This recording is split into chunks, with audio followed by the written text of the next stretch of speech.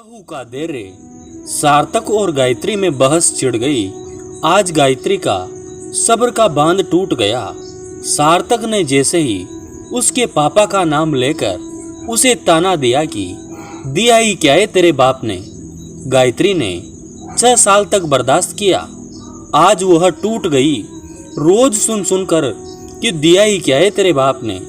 Table पर पड़े गिलास को जोर से नीचे पटक कर बोली, जिस बर्तन में खाना बन रहा है वो मेरे बाप का है। जिस सोफे पर टांग फैलाकर सब पसरे हुए हैं वो मेरे बाप ने दिया है। तभी सार्थक की माँ और दादी आ गई। बोली, ये क्या तमीज है पति से बात करने की। सब गायत्री पर चढ़ गए। गायत्री की आंखें डगमगा गई।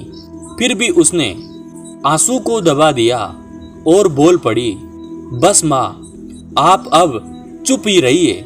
और दादी आपके हाथ जोड़ती हूँ, अब आप लोग कुछ ना बोलिए। ऐसा ना हो आप लोग कुछ बोले और मैं बर्दाश्त ना कर सकूं और मेरे द्वारा आपका अपमान हो। आप बस चुप रहिए। आज मुझे जवाब देना है कि मेरे बाप ने क्या दिया है। तो सुनिए, क्या कह रहे थे, क्या दिया है मेरे बाप ने। ये जो बेड पर आप राजा की तरह पहले रहते हैं वह भी मेरे बाप ने दिया है। तुम्हारे पूरे खानदान को ब्रांडेड कपड़े दिए थे।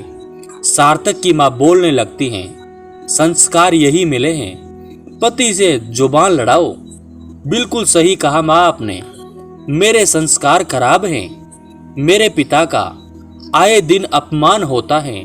मैं चुपचाप सुनती हूँ। बिल्कुल मैं बुरी हूँ।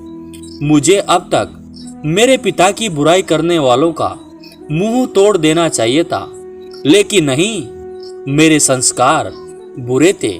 मैं उनकी बुराई सुनती रहती हूँ। बिल्कुल संस्कार बुरे हैं। इतना सब सुनने के बाद भी मैं यहाँ के लोगों को खाना बनाकर खिलाती हूँ, झाड़ू पोछा करती हूँ, दादी का पैर भी मालिश करती हूँ। वाकई मेरे संस्कार बुरे हैं। इतना सब करने के बाद भी मैं कुछ नहीं करती। मेरे भाई बाप बुरे हैं। और क्या लगता है मैं एक दिन बीमार पड़ जाऊं तो खबर मेरे मायके तक पहुंच जाती है। यहाँ तक कि पड़ोसी के घर तक बात फैल जाती है।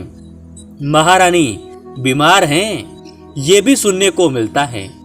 अभी तो हाथ पांव चल रहे हैं, तब ये हाल है। बुढ़ापे में कौन देखेगा। एक बात बताइए, जिस पड़ोसी से आप ये सब कहते हैं, क्या वो पड़ोसी आपका बुढ़ापा पार लगा देगा। छोटी छोटी बातों पर मेरे मायके तक बात पहुंच जाती है। क्या आपको अभी भी लगता है मेरे बाप ने क्या दिया है। तो मेरे बाप ने सुनिए क्या दिया है। मेरे बाप ने जीती जागती बेटी दी है, जो दिन रात पशुओं की तरह कटकती रहती हैं। आपकी और आपके बेटे की चाकरी करती हैं और ताने भी सुनती हैं। अगर सुनना बंद कर दे तो बाप की गाली भी सुनती हैं। मेरे बाप ने ये दिया है। दिन भर काम करने के लिए बहू, ताने कसने के लिए फलाने की बेटी। और कैसे आप लोगों को लगता है फलाने की बहू अच्छी है, आपकी नहीं। चुगली बंद करिए, अपने घर पर ध्यान दीजिए। देखिए आखिर चल क्या रहा है। आपका भी घर स्वर्ग ही होगा। रही बात आपका ध्यान मुझे ही देना है। आप भी औलाद को उठने बैठने का तरीका सिखाओ। मेरे पिता भाई यहाँ खाने नहीं आते, ना आपकी औलाद उन्हें तनख्वाह देती हैं, बल्कि आप ही लोग मुंह खोले खड़े रहते हैं कि हमें कुछ मिले।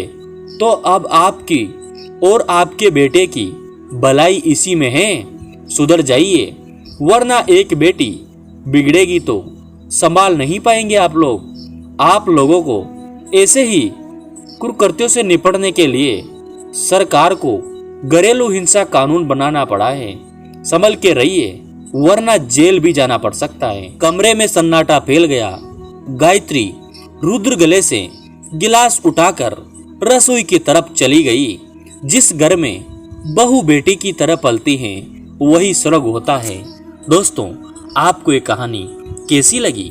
अगर अच्छी लगी तो हमारे YouTube चैनल को सब्सक्राइब जरूर कीजिए और ज़्यादा से ज़्यादा शेयर कीजिए।